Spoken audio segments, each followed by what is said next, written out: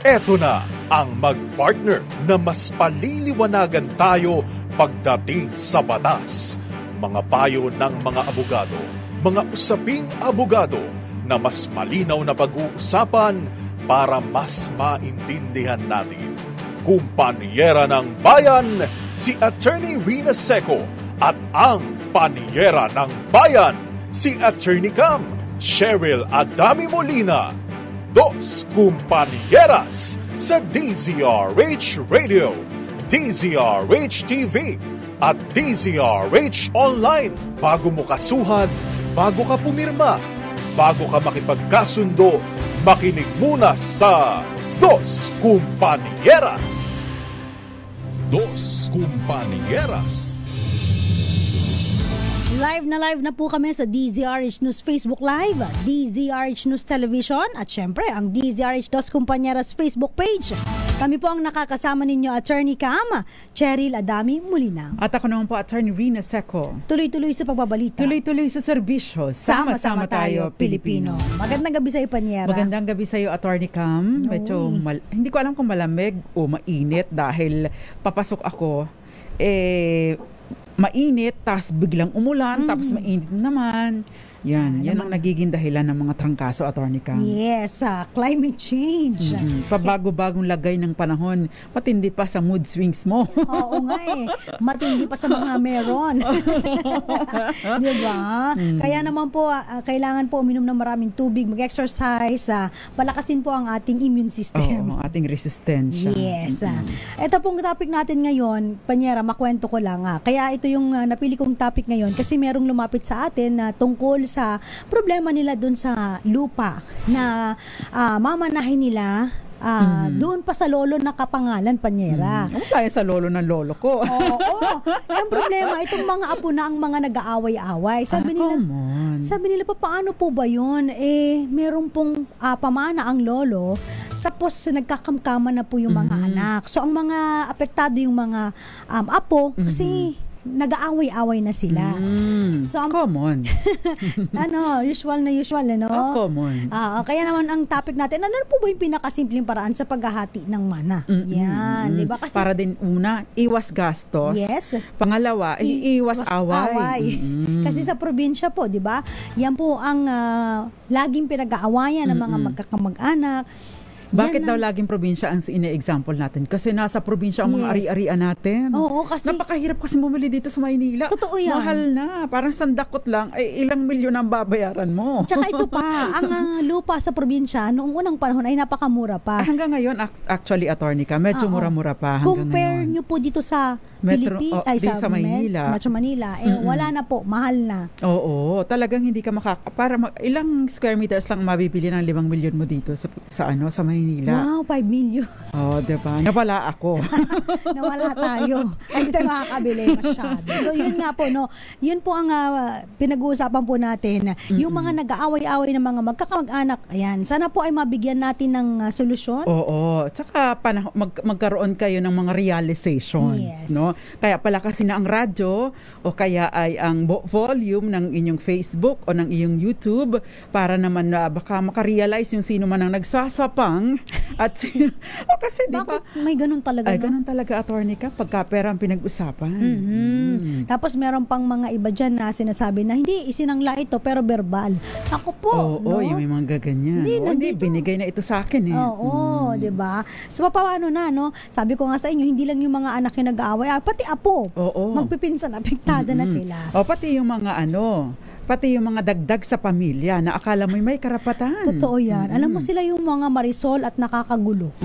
Diba? Ano ba pagtawag pag lalaki? Kasi marisol pag babae, diba, hindi lang naman mga babae ang sulsulero at sulsulera. Diba? Tolits ba? Tama ba? Ay, tolits. Ito ang latest.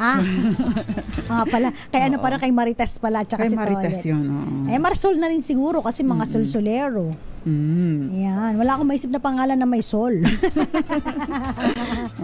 Kaya naman po, no, yung pag-uusapan natin, syempre, no, anong pinakasimpleng parang sa paghati ng mana? Ito na po yun. Ito po yung tinatawag natin na partition.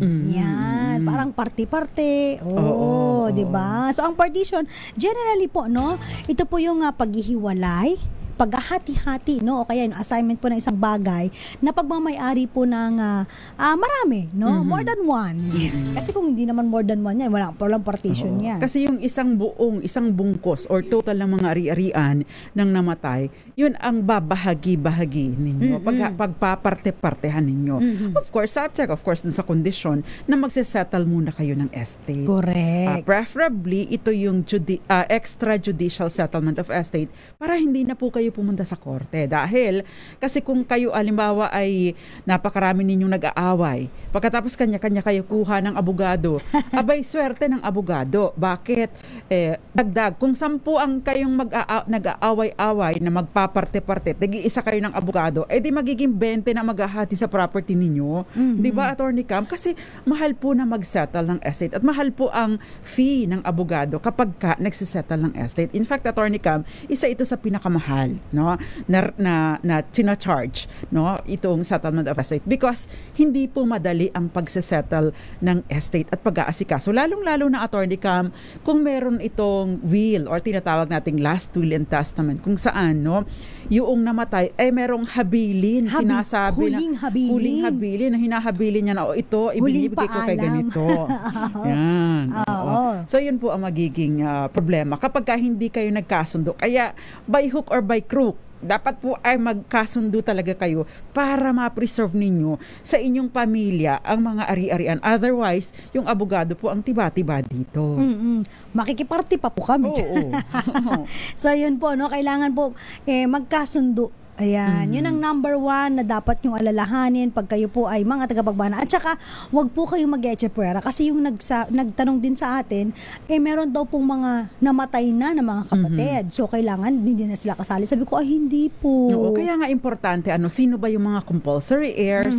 Sino kung sakasakali na wala na yung compulsory heirs? Sino ang papalit sa kanila na susunod na magmamana? Sakaling walang naiwan na will o yung huling habilin yung namatay. Yes. So, kailangan po makinig po kayo, lakasan ng radyo, lakasan po ang inyong mga social media platforms. I-share po ang ating Facebook Live. Para naman po, no, itag nyo pa po yung mga kapatid nyo. Para diba? Para naman nagkakaintindihan kayo. Kasi, alam nyo, ang sasabihin lang din naman po namin sa inyo ay yung kung ano ang nasasaad sa batas. At kapag kayo nang nasasaad sa batas, sino ka para kontrahin? Diba? Ang law on succession. Yan ang talagang pinag-uusapan natin ngayon. Sino ang mga magmamana, paano hahatiin ang mana, at ano yung mga gagawin ninyong mga dokumento steps, na ano yung kailangan ng dokumento na execute. So malaking bagay po ito, no, lalong-lalo na sa mga magkakaaway na magkakapatid. Yan. Dos Compañeras. Siyempre, Panyera, no, yung partition, may mga ibang bagay na hindi pinapayagan din po na magkaroon ng partition. Kasi hindi naman halos lahat po ng sitwasyon pwede ang, partition. Yung physically impossible na hatiin, yung bahay, ilang square meters lang, mahahati mo pa ba naman yun? Diba? O kaya kahit pa medyo, halimbawa ay 100 square meters, 10 kayong magmamana, lupa lang, hahatiin nyo pa ba naman yun? Na tig sa 10 square meters. 10 metro kwadrado kada isa sa inyo. Siyempre, mas maigi na ibenta nyo lang ninyo and then yung proceeds. Yes, yun ang paghati-hatian ninyo. O kung may isa na gustong bumili at uyanan or i-reimburse or bayaran kayo dun sa parte ninyo, well and good. Diba? Sino yung mga nakaka-LL? Nakakaluwag-luwag. Luwag-luwag dyan. Na gusto na, sige, ako na lang ang magbabayad nitong property, parang ako ang bibili. Tapos, yung mga share nyo, bibigay ko na lang. Diba? Mas maganda yun. Mas maganda. Talaga nakukuha sa mabuting usapan. Kaya nga sinasabi lagi namin sa inyo ni Attorney kami, kapag ka namatay, pag-usapan nyo na kagad. Huwag kayong nagpapaniwala dun sa mga patatandang bulaan. Hindi lahat naman yun. Na, saka na. Kasi nakakahiya naman. Masyado kayong sopang. Hindi po yung kasopangan. Ina-avoid nyo lang, yung sitwasyon na mag-aaway-aaway kayo. Kasi mababait pa kayo sa isa't isa kapag ka nandyan nakaratay ang nagpapamana. Siyempre, babalikan niyo pa mga memories. Mababait-bait pa, Attorney Cam. Kapag lumipas na ilang araw, ilang linggo, ilang buwan, yung mga akin yan, maganda pala yan. Kasi nabubuhay na talaga yung personal na interest at yung greed o katakawan. Oo. Yung mga gusto makalamang. Yan. So, kasama din po sa mga listahan ng mga hindi po pwedeng i-demand yung partition. Kapag halimbawa may habilin po, no, si testator na for a period of not more than 20 years, itong bahay na ito, huwag nyo munang parte-parte.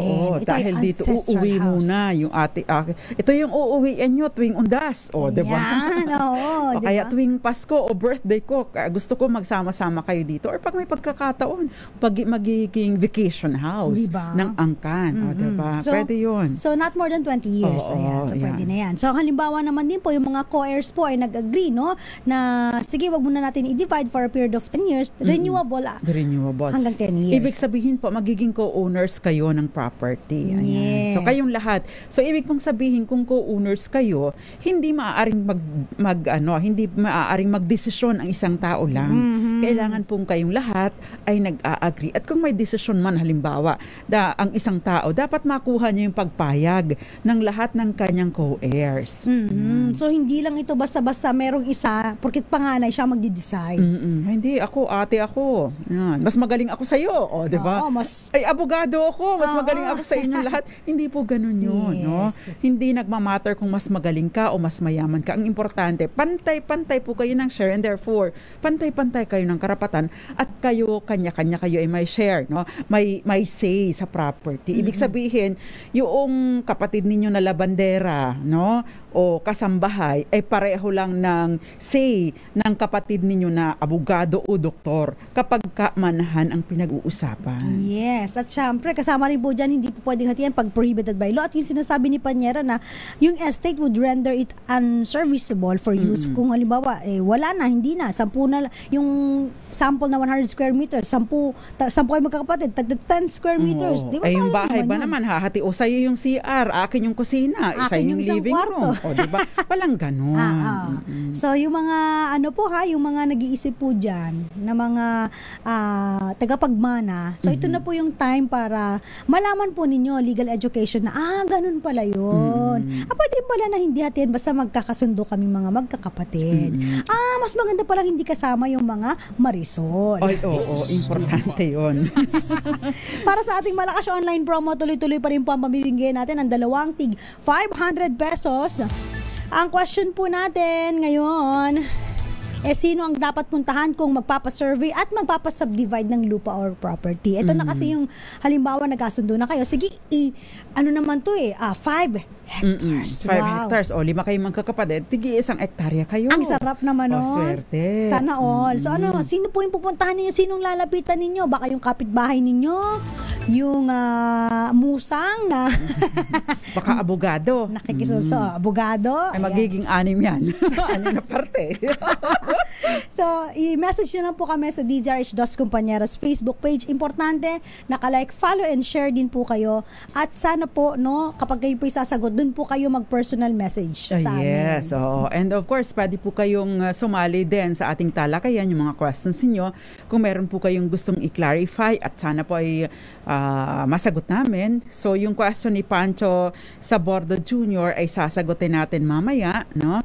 Dahil yung question naman tungkol sa ampon, karapatan ng isang ampon. Ayan. At magandang gabi po muna sa lahat ng mga ito. Magandang gabi rin po kay Ria Soto. May nagsasalita, narinig ako. Nga Phone mo ba yun? Oo, si Aida Amos, isagot mo yan doon sa ating DZRH Dos Compañeras Facebook page. Margie Lim, Benjamin Lim, and Florence Regalo na nanonood po sa may Pila, Laguna. Yes, and of course, si Rome ba ito o Romy Asuncion, Jinky Andrade, ito ay taga Santa Cruz, Marinduque, Attorney Cam. Si Marisol San Andres, sabi niya, Panyeras time. Sabi niya gano'n. Rowena Acha, and of course, si May Sanchez Moonbeats, Rachel Adarlo, ay bago siya. Bagong listener natin, si Dinya Herman, ganyan din si Raymond Botalon. Kailan nga bang birthday mo, Sir Raymond Botalon? Eduardo Narvaez, Mami Belen Rivera, and Gael Enriquez, si Fiesta Mart Royal, si Magdalena Martin, Ma'am Grace Recta, Kenneth Arevalo, Daniel Katubay, Fidel Aquino, at Eli Abanto. Si Ma'am banggit ang kanilang mga pangalan on the air to recognize them din naman. Yes. Jason Taka Fernando Jr., magandang gabi. Ganun din po kay Sir Luding Bunggaling sa may Candelaria. Inahanap ka niya ni Sir Luding. Sabi niya, si Attorney Rina Seco sana makadaan daw doon sa... Sige po, pupunta ako dyan. Magandang gabi po. Basta hahandaan niyo ako, Sir Luding, ng ng nilagang kamote, Oo, ayan. Shout out din po sa pinsan ni Ate Ellen na si Ces at laging nakikinig po sa atin. Maraming salamat po. Si Ma'am Delia Cabrera at saka si Mary Lily Matawaran ay mga bagong listeners natin ito, Attorney Cam. Thank you. Nanunood din sa atin si Mike Duran, Paligutan, Kangayda. Yan, si Ray Revilla at JC Son Fernandez. Sasagot po kami ng inyong mga katanungan. Kung meron po kayong mga questions, pwede po kayo mag-send via comments po sa DZRH Facebook Live namin or via chat po sa may ating YouTube DZRH TV 4K live stream. Yes, Divina Flores at Peter Albia, magandang gabi po. Magbabalik po kami. Ilan po munang mga paalala. Diyan lamang po kayo, Attorney Cam, Cheryl Adami Molina. At Attorney Rina Seco. At kami po ang Dos Compañeras. Dos Compañeras. Dos Compañeras. Nagbabalik po ang programang Dos Compañeras. Kasama pa rin po Attorney Cam, Cheryl Adami Molina. At ako naman po, Attorney Rina Seco. At kami po ang Dos Compañeras. Siyempre, pag-uusapan natin yung tungkol sa partition, no? Yung pinakasimpleng paraan po sa paghahati ng mana. At sa katanungan na sino ba ang dapat puntahan, no? Kung magpapa-survey tsaka magpapa-subdivide ng lupa o property, hindi po abogado. Kasi nga, from 5, magiging 6 yan.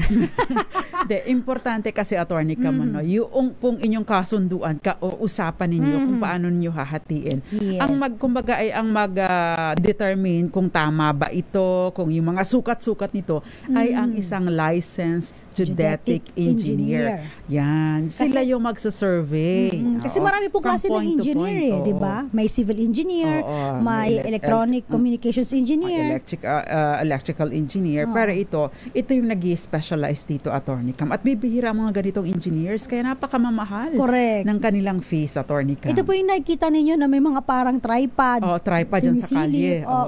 Yun pala yun, no? Alam mo, ba't kayo hindi tayo naging geodetic engineer, Panyera? Kasi hindi tayo magaling sa math. Sa bagay. Tsaka sa mga sukat-sukat. Ang alam lang natin, mga parisukat, ganyan.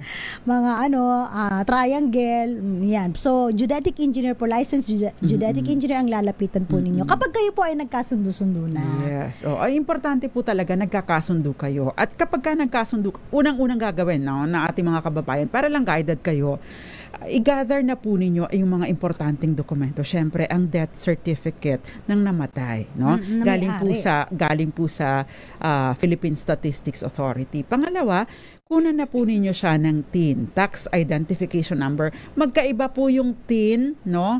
TIN para doon sa namatay kesa doon sa nabubuhay pa siya. Ito po yung ST na tawag na estate TIN. Yes. Yun, tax identification number. Pangalawa, pangatlo, kumuha na po kayo yung TIN. I-gather na din po ninyo yung TIN, tax identification numbers ng bawat isang tagapagmana. So kung may 10 tagapagmana, bale 11 pong TIN. Bakit? Yung estate TIN, no? Ito po ay kinukuha ng bago, separate from dun sa TIN ng namatay dati nung nabubuhay pa siya. So yung estate TIN, tapos yung existing na TIN ninyong mga tagapagmana. At syempre, yung titulo ng mga properties na paghahati-hatian ninyo, isama nyo pa yung mga tax declaration kung kailan siya namatay. I mean, tax declaration ng properties kung kailan namatay. Kasi may mga pagkakataon na, Attorney Cam, na 1960s pa namatay. Ngayon lang sinisettle dahil nag-a-avail ng estate tax amnesty.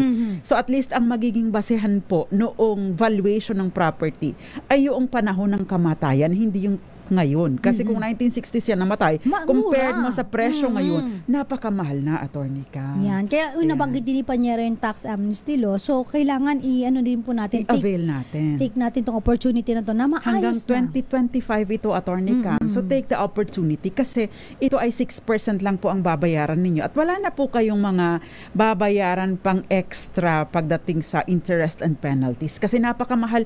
Sinasabi po kasi ng batas na within 1 year mula nang namatay, dapat ay masettle ninyo ang estate. marami sa atin ang pinabayaan na lang. So we take this opportunity. Correct. So, yan po ha. Ayan, yung mga may nagtatanong din po, sabi, may chance po ba na mas malaki yung bahagi doon sa pagpaparte-parte ng panganay o kaya nung kahit sino?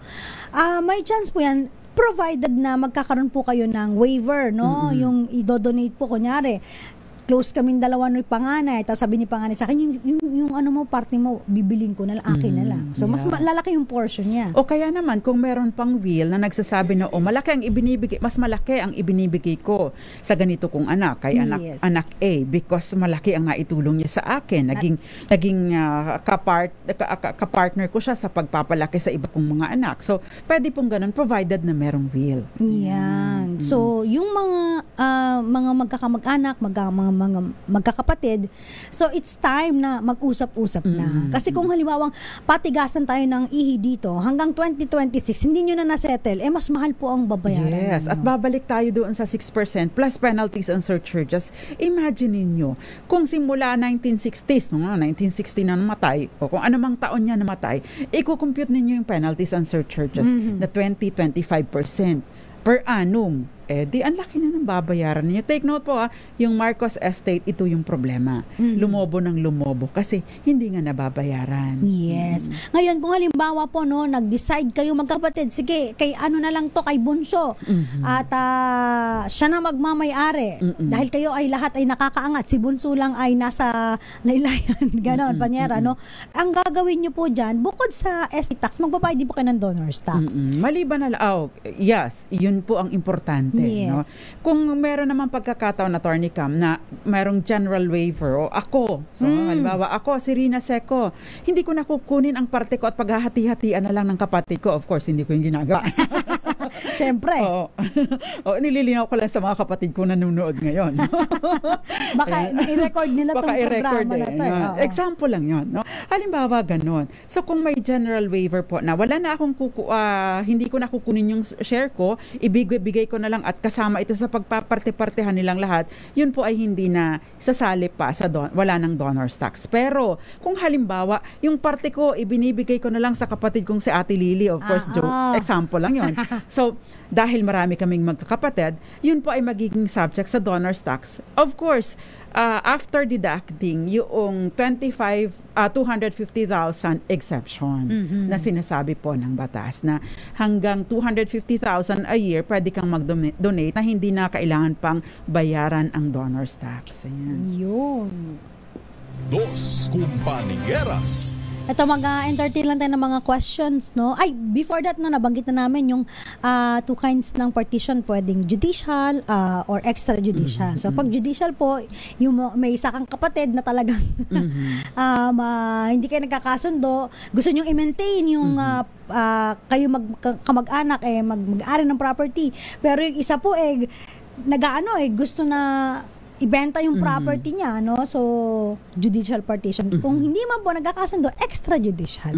Attorney Cam, attorney din ako, ang isang bahay at lupa ay inangkin ng isang anak sa 6 na magkakapatid. Nasa pangalan pa ng patay na kanilang mga magulang. Ano po ang dapat na gawin? Ayan. So, angkinan. Kahaman. May mga ganun talaga, no? Hindi maiwasan sa magkakapatid na, hindi, sa akin to binilin. Hindi, ako nag-alaga kay tatay, akin to. Hindi po yan konsiderasyon bilin o kaya ay alaga. Hindi po yan konsiderasyon pagdating sa manahan. No? Yes. So, kahit sabihin po na, hindi, binilin po sa akin to, no? At inangkin na nung isang anak, bawal po yun. Kasi, again, kung nakapangalan po ang titulo doon sa magulang na namatay, so kailangan pa rin po na mag-execute kayo ng extrajudicial settlement of estate. Kasi hindi po yan malilipat nang wala pong pirma ng ibang mga kapatid. Take note, kung ito po ay halimbawa magkakaaway at hindi kayo nagkakasundo, no? Hindi po posible yung extrajudicial settlement. You go to court. It's called judicial settlement of estate. Magpipetition po kayo sa korte. And dahil dumulog na din kayo sa korte for judicial settlement of estate, isama nyo na din with partition. Hilingin nyo na din yung partition para kasi kung halimbawa, Attorney Cam, na nag-extrajudicial settlement kayo pero hindi nyo napagkasundoan yung partition, kaya nga kayo pumunta doon sa judicial settlement kasi hindi kayo nagkakasundo. Pagkatapos magiging issue pa din kung hindi nyo isasama yung partition na. No? So isama nyo na yun para isahan lang ang inyong gastos pagdating sa pagsasampa ng petisyon. But take note po meron pong filing fee na binabayaran at ito po ay nakadepende doon sa value ng property na yung total estate na sinesettle ninyo. Kaya the best way is mag-usap-usap po kayo. Humanap po kayo ng isang tao na common sa inyong nirirespeto, person of authority or moral ascendancy o nirirespeto ninyong lahat na siyang magfa-facilitate ng kasunduan ninyo. Otherwise, pupunta po kayo sa korte at mahal ang babayaran ninyo. Magbabayad pa kayo ng abogado. Magbabayad kayo abogado, babayad kayo ng filing fee, docket fee. Yung docket fee po, mas mahal yun. Depende sa value ng property. Yes. Meron ka ba dyan? Ito, yung question, Attorney Cam, ni Pancho Sabordo Jr. Kumpanyeras, ako po ay ampon, legal. May pag-asa po ba ang makuha ang mana pa? Okay. Of course, kapag ikaw ay ampon na legal, dumaan sa tamang proseso, ang konsiderasyon sa iyo, ang turing sa iyo ay parang isang tunay, legitimate na anak. Therefore, kung halimbawa tatlo kayong magkakapatid, ikaw ampon, dalawa yung legit or tunay na anak na legitimate children, no? Ibig sabihin po, ikaw ay yung estate ng magulang na nag-ampun sa inyo ay divided by 3. Pareho kayo ng karapatan when it comes to mana. Hindi pwedeng sabihin na, ampong ka lang, wala kang, hindi ka tunay na dugo ng pamilyang ito. Diba? Sa ganitong sitwasyon, kapag ampon, legal, hindi na pinapansin yung dugo. No? Meron kayong legal tie. So, ibig sabihin, itinuturing kayo parang isang tunay na anak. Yun. Ang question naman ito, hi po, pwede po bang ibenta ng anak ng may-ari ang lupa kapag namatay ng may-ari kahit hindi pa po na ililipat sa anak ang name ng property? Okay, ang tanong naman dito, ang tanong namin sa iyo, ilan ba ang magkakapatid na ito? Solo ba ito o marami? Kasi kung marami po yan, kung maibenta man niya ang property, yung portion niya lang ang maaari niya, yung rights lang na right lang bahagi to niya. demand na magkaroon ng partition. Na yun lang yung makukuha rin po nung pinagbentahan niya. Pero ang mahirap dito kasi, Attorney Cam, kailangan pa rin mag-settle. Correct. No? So yun po yung danger. Kung kayo ang nagbebenta, isettle po muna yung estate. Kung kayo naman ang buyer, kasama po sa gawin ninyong kondisyon, bibilhin ko yan, narito ang down payment or earnest money, narito ang down payment or reservation, isettle nyo yan. Kapag ka na-settle nyo na at meron ng authority to register, certificate of authorizing registration, ibig sabihin, pwede na ninyong i-demand yun. Hindi po kailangan nakalipat na sa seller ang title. Ang importante lang na settle na yung estate. Kasi hindi rin po malilipat sa pangalan ni buyer kung hindi po nasa-settle yung estate. Yes. At forever ninyong hindi malilipat yan kung hindi pa nasisettle. Okay. Good evening po. Si Orsolita Arago. Sabi niya, from Rizal, 5 siblings. Yung 3 older brothers, nagpalipat ng kanilang part ng lot while parents were still alive. Yung 2 remaining younger siblings were left with a portion which is much smaller. Yung para po sa 2 ay maliit pa doon sa portion ng isa sa 3. Ano po ang remedy ng 2 kapatid? Okay. Kapag ka po ganito, na kapag ho kasi namatay na yung gulang ninyo, na nagbigay ng mga properties na ito, meron pong tinatawag na collation. Anong ibig sabihin ng collation? Yung collation po, i-compute magkano na ba yung na-advance. Kasi yung mga nauna pong naibigay, tinatawag po yun ng advance legitime. No?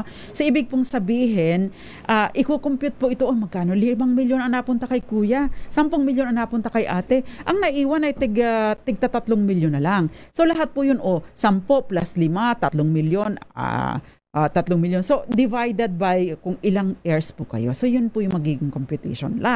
Kung halimbawa po 10 milyon napunta, ang laki nang napunta sa kanya, kailangan po siyang yung nabigyan ng paunang mana, kailangan po niyang ibalik yung sobra-sobra. Kasi kung wala pong will, ibig sabihin pong patas ang dapat ninyong maging hatian. Walang Pero kung lamangan. Oo. walang lamang ang hating kapatid. Ang lumamang tumba. Yeah. Charot. Walang tumba. Joke lang.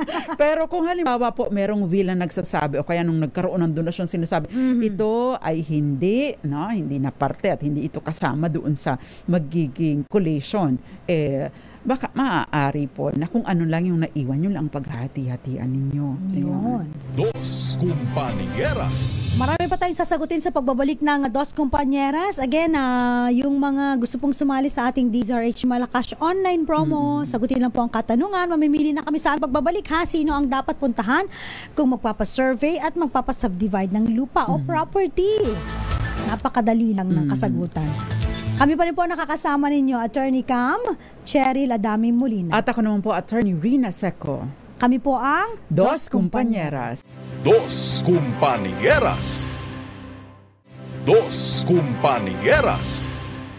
Oo, para malalaman yung boundaries. Kaya nga po importante na yung mga karatig na lugar sa east, west, south, north ay notified para nakikita din yung kanilang titulo, yung mga boundaries na nakasaad dun sa kanila. Otherwise, magkakaroon po ng question later on. Kaya importante notified po sila. May question dito, Attorney Cam, itong question ni sino ba yon?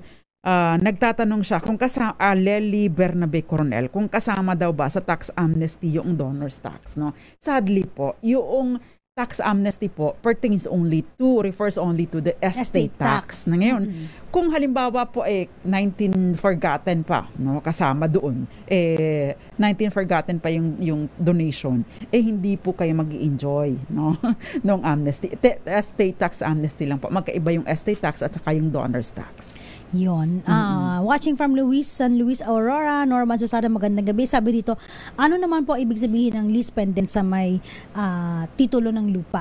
Ay, pag lease pendant po, pending litigation, ibig sabihin may kaso po ito, Maaaring may nag-aagawan ng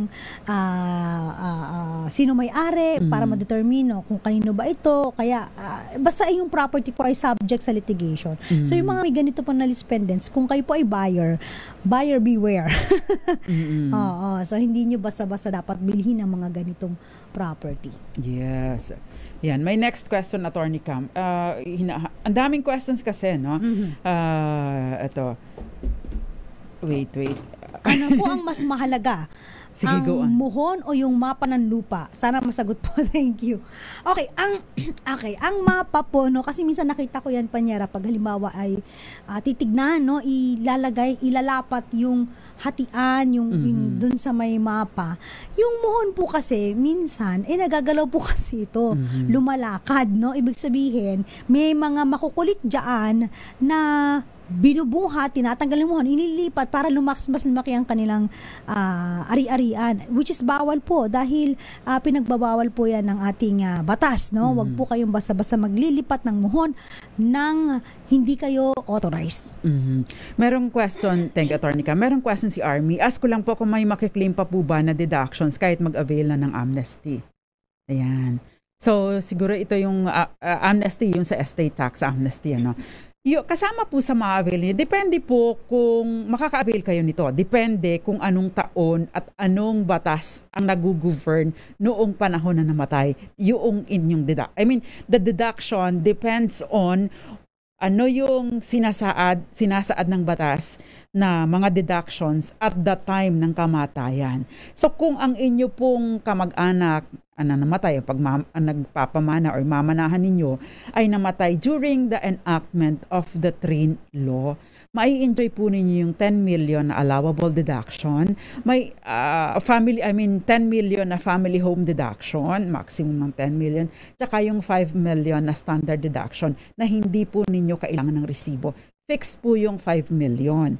Ngayon, halimbawa po, meron kayong transaction merong transaction on the property within 5 years prior to the death and it has been taxed, pwede po ninyong ma-avail yung deduction na yon, claiming na the property has been taxed. Basta ito po ay ang transaksyon na ito at ang bayaran ng buwis na ito ay nangyari sa loob ng 5 taon bago ang kamatayan. So bali yung 3 pong iyon, o halimbawa naman, Attorney Cam, may merong mga mortgages or pagkakautang, yun po ay allowed na maging deductible from the taxable na estate. So ibig pong sabihin, aalamin po ninyo kung halimbawa ay merong transaksyon sa property at binayaran within 5 years within 5 years prior to the death. Tingnan nyo din po kung kasi meron ngayon, Attorney Cam, yung sinasabi ng yung Agrarian Emancipation Act na sinasabi yung mga CLOA na natanggap ay kasama rin yun sa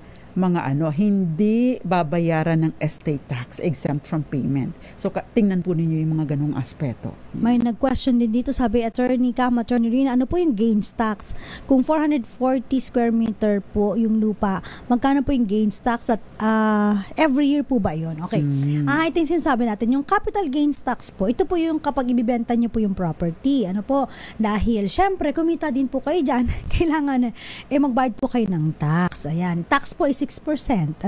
Kung magkano po yung inyong napag-usapan dun sa kontrata na bayad po dun sa property na ibibenta ninyo. At hindi po to every year. Isang beses lang po ito kapag kayo po ay nag-transfer ng property, kapag binenta po ninyo ang inyong property. Iba po yung sinasabi namin na estate tax, iba rin po yung donor's tax. Okay? Yan. Ayan, next question, Attorney Cam. Magandang gabi po muna sa lahat ng mga nanonood sa atin sa DZRH Facebook Live natin, si Eduardo Omali, ganyan si Emma Samiliano and Jerome Jerome and Marilu Di Guzman, Aida Amos. We have some more questions sa ating DZRH Dos Compañeras. Nababayaran po ba ang geodetic engineer? Kung nababayaran po, paano malalaman ang discrepancy ng lupa sa NHA po ba? NHA, National Housing Authority, hindi po sila, binabayaran man talaga ang geodetic engineer. Siyempre, wala naman pong libre. Oo. Hindi ko alam unless kung kamag-anak mo siya. Hindi ko alam kung ang piniparte niya, ang gusto niya sabihin, nasusuhulan na para maging illegal. Ang pinakamaganda po dyan, para kung may pagdududa kayo, kaya nga po importante, Attorney Cam, na independent. Halimbawa kayo ay may gulo-gulo, na kaya kayo nagpapasukat ay dahil sa may awayan kayo pagdating sa boundaries. Ang kailangan po dyan, independent surveyor na pinagkasunduan ninyong lahat. Ngayon, kung may pagdududa pa rin po kayo, edi may tinatawag tayong kumbaga verification survey. So, mag-i-engage ulit kayo ng iba, to verify kung tama ba. Yan. Napakabilis naman ng oras, grabe. Pero ito na, sige Panyera, mag-a-announce lang muna tayo ng winners. Tapos kung may naiiwan pa, sagutin natin. Okay. Ito na. Dahil malakasan ka kung makinig sa DZRH, malakas ka sa amin. Itodo nyo na ng malakasan ang panonood online sa DZRH News Facebook page at masasagot ng tama ang aming katanungan. Instant, mananalo ka ng malakasang 500 pesos sa DZRH Malakas promo. Atin sa atin ang kauna-unang radyo sa Pilipinas, DZRH. Una sa Pilipinas, una sa Pilipino. Para sa ating katanungan na sino ang dapat puntahan kung magpapasurvey at magpapasubdivide ng lupa o property, ang tamang kasagutan po ay geodetic engineer. First winner natin, Panyera. Ang first winner natin, Attorney Cam, ay si... Ayan. Ang first winner natin, Attorney Cam, ay si Leonard Di Guzman. Ang sagot niya, licensed geodetic engineer. Congratulations! Nanalo ka ng 500 pesos. Abangan po ang message na DZRH Dos Compañeras Facebook page kung paano mo makiklaim ang iyong papremyo. Second winner natin, Panyera, walang iba kundi si Henry Tolentino. Congratulations! 500 pesos din po. At tuloy-tuloy pa rin po ang ating pamimigay ng ating Malakas online promo. Sali lang po kayo. Sali lang po. Hindi nyo po kailangan malimos. Please po, please. Wala na. Yan. Yes. Meron pang pahabol na question pa niya. Si Noel Dorosa nanonood sa atin sa Melbourne. Freezing now 11 degrees Celsius. Wow! Tapos may snowman. Wow! Sana makapunta tayo dyan. Si Ma'am Grace Recta, sabi niya, attorneys, paano po yung sinasabing waiver and quit claim sa lupang mamanahin? Ibig pong sabihin yung waiver, i-waive po ninyo or kumbaga hindi ninyo tatanggapin at ibinibigay na lang ninyo kung kanino man ninyo gustong ibigay. Halimbawa, sa isang tagapagmana or kung sa lahatan. Kung sa lahatan, di ibig sabihin nyo, sinasabi nyo, hindi na ako makikiparte. Sila na lang ang bahala. Wala pong babayan na donor's tax. Pero pag sinabi sinabi ninyo na ay hindi ko na kukunin yung share ko, ibinibigay ko na lang doon sa isa kong ate na nag-alaga sa akin ng bata pa ako, ibig sabihin po, subject ito sa donor's tax. Pero mababawasan po ng halagang 250,000 by sinasabi po noong ating batas. Yeah, maraming salamat, mga Panyera. Magandang gabi muna kay Papa Will, kay Mama Jovita, and of course kay Tita Connie Vista. Ayan, nakatutok lagi. At sa mga kay Mama Sinta ng Olonga po, magandang gabi. Ate Libaradi, magandang gabi sa iyo. And of course, mga tsahin-tsuhin ko dyan sa Bagtingon, Buenavista, Marinduque, lalong-lalo na sa Tio Femio and Tia Sinaida. And of course, Tia Patring and Saloy and Rowena Soleta. Magbabalik po ang Dos Kumpanyeras tomorrow. Bukas. May Wednesdays na po tayo. Ha? Yes, magkakarinigan at magkakitaan po muli tayo sa social media platforms. Nakasama niyo po mga Panyera ng Bayan. Pauwi ba itong si Gael Enriquez? Bakit? Parang pauwi, nag-iimpake. Anyway, ako po, Attorney Rina Seco. Tuloy-tuloy sa pagbabalita. Tuloy-tuloy sa serbisyo. Sama-sama tayo, Pilipino. Dos Compañeras.